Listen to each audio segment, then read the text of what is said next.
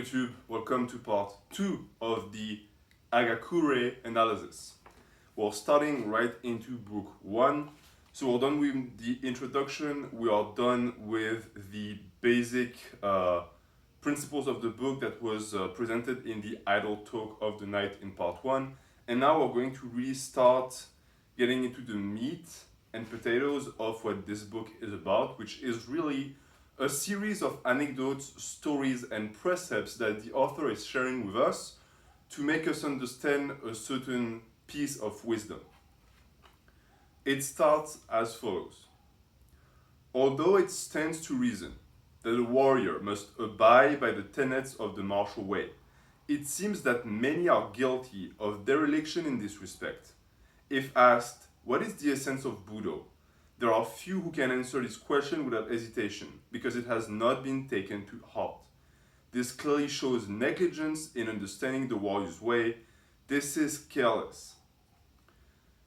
Budo and Bushido and the way of the warrior in general, as defined by Musashi, for example, who was an exceptional practitioner of those concepts, can sometimes appear a bit vague.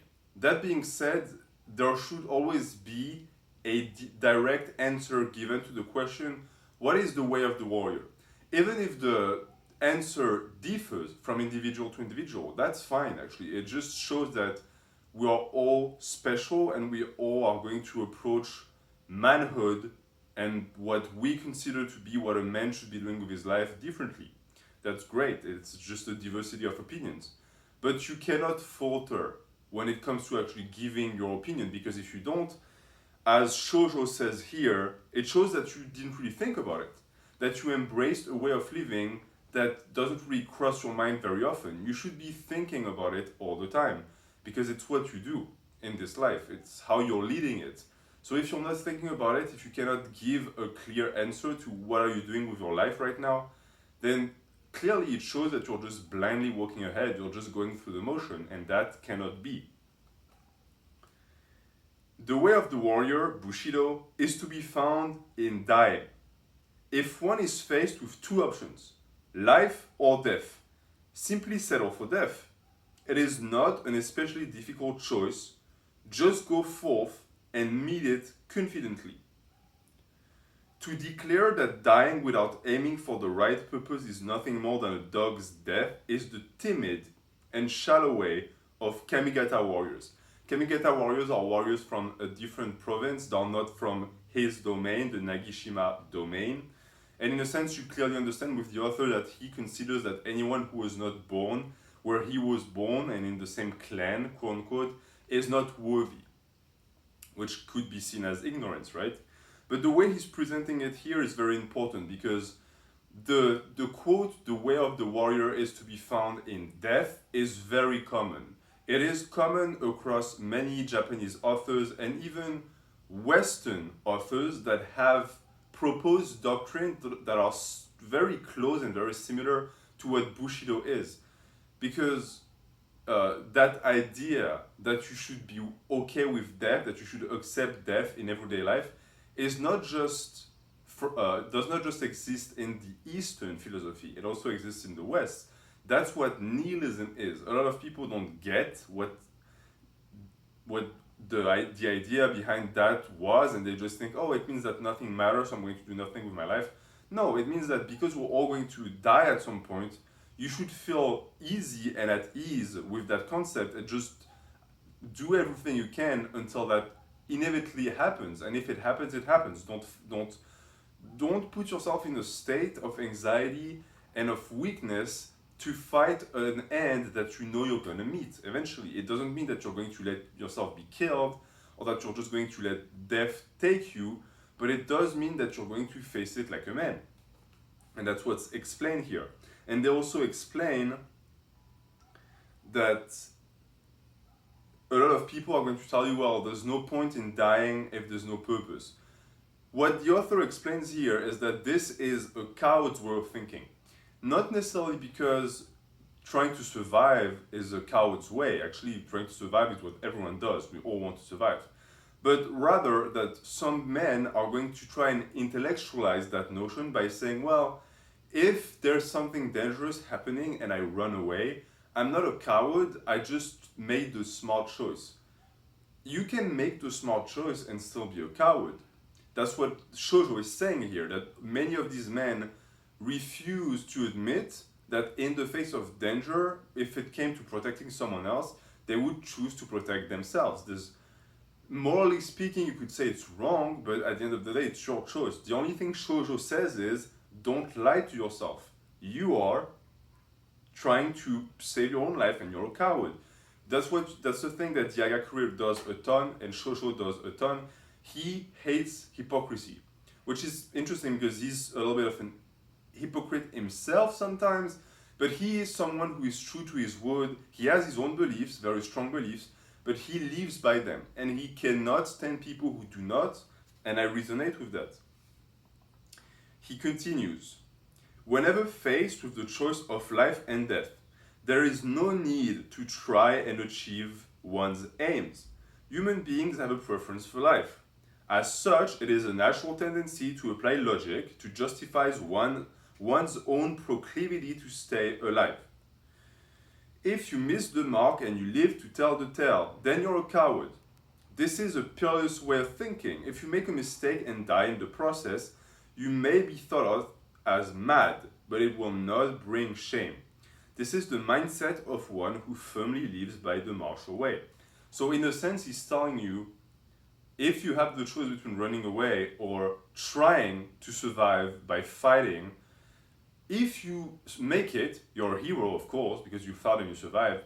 If you don't make it, people are just going to assume that you were mad and crazed, but they're not going to shame you for it because you couldn't control it, right? It's going to be assumed as something that, just was imposed upon you by your psyche. He explains that in the sense that if you, let's say you do something stupid and you die, no one will know that it was something stupid, right? Because people who die get respect. Right? It's fairly recent that in nowadays society we would make fun of someone who died because they died a stupid way. But in this predicament here, he explained that it wouldn't be the case.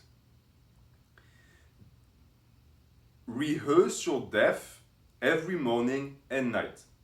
Only when you constantly live as though already a corpse, Joju Chinimi, will you be able to find freedom in the martial way and fulfill your duties without fault throughout your life. That can sound very morbid. Rehearse your death. What does that mean? For me, it means that you need to be very aware of your own mortality, first and foremost. Not to be anxious about it, but rather to be at peace with it.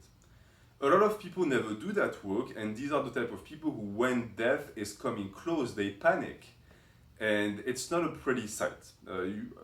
Anyone who's known old people, I've met old people who are dignified until the end, because those are the people who did the work years before they started being so close to actually dying and passing away. And they just accept death, right? There's a saying, accepting death like an old friend. For the people who always refuse to think about mortality, when they find out they're going to die, it's a shock. And it's something that sends them in complete disarray, and they panic, and they lose the dignity that should be with us for our entire lives, in my opinion. And that's what he says here. When you rehearse your death, at some point it's going to be just like another thought, right? You won't be obsessed with it. And in a sense, I would even say that it is going to make you appreciate life more, and it's going to make you want to be healthy, take care of yourself, spend time with your loved ones, all of that, because you are so aware that it's going to end eventually, but it's not haunting you anymore because you've accepted it, because you rehearsed it. And in a sense, it's also some type of visualization, right? It's something that I personally have done in the past that's helped me a lot. When you have a situation that's very stressful ahead of you, a good thing to do is to visualize it. A lot of what people do who have anxiety is they let the thought occupy their mind, but they refuse to attack it. They refuse to try and visualize what will happen. If you visualize yourself in that stressful situation again and again, you're going to become confident, because what you just did is called practicing. Just like practicing squats is going to make you better at squats, practicing a situation in your mind, and even better if you can experience it in a social setting, is going to make you better at it. And a lot of people don't believe that, but the power of the mind and your ability to create the situation in your head is going to make you better, even for lifting. If you have a heavy deadlift session, spend the day watching yourself lift that weight and attack that session. You're going to see that you're going to attack the weight with confidence and you're going to get that weight, right? Something that might have become a potential 50% chance of failing the lift might be 100%. And that is how, for him, you become someone who is able to find freedom in the martial way and you fulfill your duties. Why? Because you're not occupied by fears anymore. You can actually focus on what's important.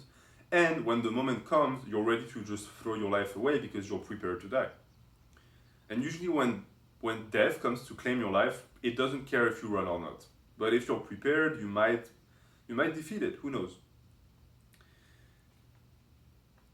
Although there is considerable disparity in natural talent between men, by discarding one's own predispositions and carefully contemplating the 4 oaths that I discussed in part 1, tremendous wisdom will emanate from within.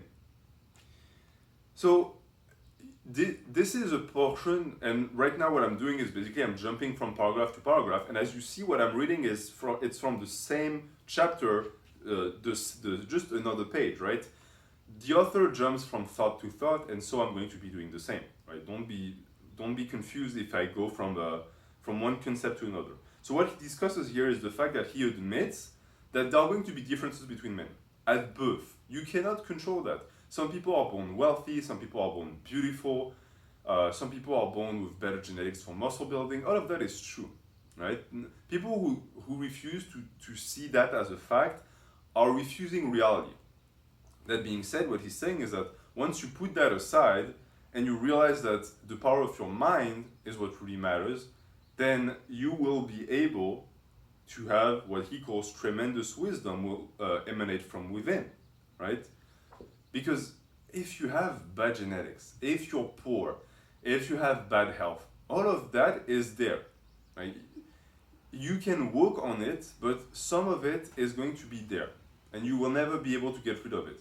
So what is left? You can either throw a pity party for the rest of your life, or you can work. The best option out of the two is always work. Work is always the best solution, always. People are apt to think that serious matters can be solved through meticulous introspection, but the predominance of egocentric motivations leads to malevolent ideas that come to no good. Sort of a non sequitur thought here. It sort of links with something that Musashi used to say, where he used to say, and that's something that's very common in Japanese, at least the Japanese ideology of the old days, where they would tell you, spend very little time on taking decisions on big things and ponder a ton about small things. Why? It's a trick that I learned when I was a teen, and that I give to people because it's very efficient. If you have 2 choices to make, and it's super important, I ask you to tell yourself this. What would happen if I flipped a coin, right? Which side would I want the coin to land on? Heads or tails? If you're able to answer that question, then you know the decision you're supposed to make. You already know it. You're just waiting for someone else or fate of a coin flip to tell you. But the reality is that there's one of the two that you really want. You want that to happen, so do that. That's why it should be taken fast. And of course, don't take that as an absolute. There are definitely things in life you should be taking some time to spend some brain power on, but sometimes you just know. You know what you're supposed to do. And on the small things in life are going to be things that happen a lot, but usually things that repeat themselves. So if you spend a lot of time actually thinking about it, you're going to save time in the future. And what he's saying here is that, at least from what I get here, in certain situations that could be life and death situations, if you spend too much time thinking, eventually your ego is going to take over.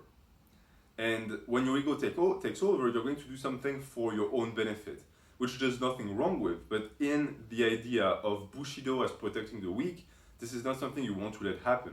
If you start to intellectualize throwing your life away to save someone, well, you're going to find 1,000 reasons why you shouldn't be doing that, right? Shoujo says it's bad. I say it's whatever. It's whatever you want to do. As actions are typically based on one's own limited intelligence. Selfish desires transpire and men inadvertently turn their backs on the heavenly way called Tendo, resulting in wickedness. Others will view this as repugnant, weak, constricted, lax. When it is difficult to invoke true wisdom unimpeded by selfish motivations, consult a mind with insight. He will be able to offer selfless and candid advice as the matter is of no concern to him personally. So, first off, I really like the fact that Shoujo discusses the limited intelligence of people. There is a certain culture that is very prevalent on the internet that encourages people to belittle others because they are supposedly less intelligent. And usually that type of people is the type of people who talk about IQ, right? Like as if IQ was the most important value a human being can have. These people fail to realize that there's also things like EQ that can be sometimes more important, which is the emotional partition of IQ, and also that IQ is contextual, right? You can be very good at math. If I plug you in the middle of a jungle, all of that is now completely useless. Of course, there are certain abilities that a very intelligent mind is going to be able to apply to everything. Logic, observation skills, the ability to connect things together, all of that is very important to have. But what Shoujo is saying here is that no matter how smart you think you are, there are limitations to how smart you are, right? Those limitations can be destroyed if you actually enlist other people and you listen to what they have to say. This is why people who refuse to admit that they have limitations are usually people you don't want to take advice from, because they're usually very stubborn but not in the right way, meaning that they think they have the answer to everything. No one has the answer to everything. There's not even one human who has 1% of the answer to everything on this planet. And when you do that, what happens is you turn your back on the way. Because the way, in my opinion, means that you need to remain humble. And you need to understand in your mind that you are learning every single day. And if you stop learning, you die because you are now stagnant. As he explained, other people also don't like that. It's now a little bit perverted in modern society because we now hate anyone who is self-assured. Confidence it's still a key factor to being attractive, and people deep down love it. They love people who are confident, but there is an outside repulsion for it. People are going to, from an outside perspective, they're going to try and have a social mask. And that social mask dictates that they don't like it because they perceive it as arrogance. It's something that's relatively new, right? Back in the days, if you were confident, people were going to give you responsibility, and if you messed up, it was on you. If you were not confident, you were just taking a back seat. People understood that, and they just left you alone. Nowadays, it's a little bit more complicated. An example I like to take is any man who has a decent amount of muscle has had that experience where you will meet a girl or a guy, but most guys are straight, so a girl, and the girl is going to right off the bat tell you, oh, I don't like guys with muscles. Does she not like guys with muscles? No. She's saying that because she's projecting a social appearance of a girl who is not like the other girls, because she understands deeply that muscles are attractive across the board. It's an attractive biological trait to have for men. It attracts women, it attracts other men. So she tries to project that image. Anyone who's smart enough understands that she's actually revealing her cards by saying that. She's telling you, hey, I actually think you're attractive, but I'm going to try and tell you that so that I'm harder to get. And you're going to think like, anything that you put, it's negging in a sense. It's a way for her to make you understand that even if you have that objectively is very attractive, it's not going to be that easy. And to link that to, again, what I was saying is, in society, even though we now have that mask, we still perceive people who refuse to admit that they're wrong and who showcase what we know is the negative side of arrogance as weak, lax, constricted, repugnant. People are not attracted to do straights. So of course what Shoujo is saying is, because you want people to actually revolve around you, you should try and make sure that you don't project those. And you should take advice from other people. Such recourse, taking advice from other people, will be viewed by others as being firmly rooted and prudent. It is akin to an enormous tree with many roots. By contrast, the self-centered wisdom of one man is like a small tree placed in the ground.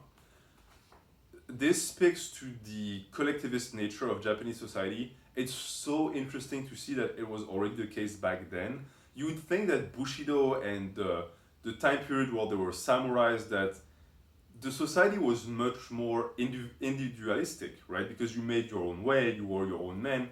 But what Shoujo says here is that it's not really the case. That people who did that were not regarded kindly. People still wanted everyone to be involved. There was still a community. And when you think about it, what were samurais doing? Most of them were not bounty hunters. They were not alone on the road. Those were not cowboys. The vision of the samurais has been westernized, and people think that they were just lone wolves, like we used to have in the Far West. But it's not the case. They were actually parts of societies, of communities, and they worked together because they were serving a lord. For the most part, that's all they did. They were warrior willing to die for a lord. And as explained here by Shoujo, by being humble enough to admit that you don't know everything and to take advice from someone else, you are showcasing the fact that you're part of that community and that you're a very valuable branch of that big, massive tree, because you're a branch that's going to continue growing. And I think that still to this day, it is true. We still have a certain disdain towards people who admit weakness. A lot of it is it's mental projection, because other people admitting mistakes opens up a door for us to do the same, but we perceive the sharing of emotions so negatively, especially as men, that we don't want to do that, so we ridicule people who do it. We ridicule people who try things. That's why people don't want to try things, right? Because when you try something, you're actually putting yourself out there and you become a target for men who never could do that, but they're taking their negativity and lack of self-worth, lack of self-love onto you. They lash out. But you should try and put that to the side and be true to yourself. Be your own man, share with other men, because you're going to find that when you share something that is true to you, yeah, you're going to have people make fun of you, you're going to have people who are going to try and stop you from doing that, but you're also going to touch other people and it's going to resonate with them. And that's the positive, and you should always focus on the positive. Let's see. We are now at number 9 of those paragraphs. And I think that it is going to be the last one we're going to do for today. And it's a short one. Shoujo says, a retainer who has made up his mind, without hesitation, to die will be without fear. Let's put aside the to die. Let's put aside the retainer. Let's talk about man. What does man do? If you've ever met someone who had a goal and who was willing to do whatever they had to do for that goal, you know that these people carry a certain type of energy around them. They're very magnetic, they're very charismatic, and they don't even try to be, because they're just pursuing what they want to do. And these are people who inspire others. They have decided that they're willing to die for it. Is it a physical death? No. Sometimes it's just a spiritual death. You're going to have to sacrifice things. If you want to be good at something, you're going to have to sacrifice things that are easy. Watching TV for 5 hours, hanging out with people all day, doing nothing productive, those are fine. They're great once in a while. But if it becomes your life, you're never going to accomplish anything. you have to be able to die for what you want. And you're going to find also that just by doing that, just by putting your life at stake and saying, I'm going to do that, I'm going to do it to the max, you're already above 95% of people. Because 95% of people are not going to do that. Or they're going to say they're going to do that, but they're never going to actually go through with it. Once you are ready to live your life as if you were already dead, then you're above. You're already to the next level. And now it's up to you to keep grinding, because most likely if you made it to that level, you're going to keep going, because you're never going to be satisfied, which is a great thing. So we're going to stop here. I hope this review of the Hagakure was informative. As you can see, it's a thick book, so I hope we're going to have many discussions about it. I'm going to be able to talk about more and more of those pearls of wisdom that Shoujo is very kindly sharing with us, even though he is in his internal grave and he has been for a few centuries now. Thank you for watching, have a great week, and I'll see you next time.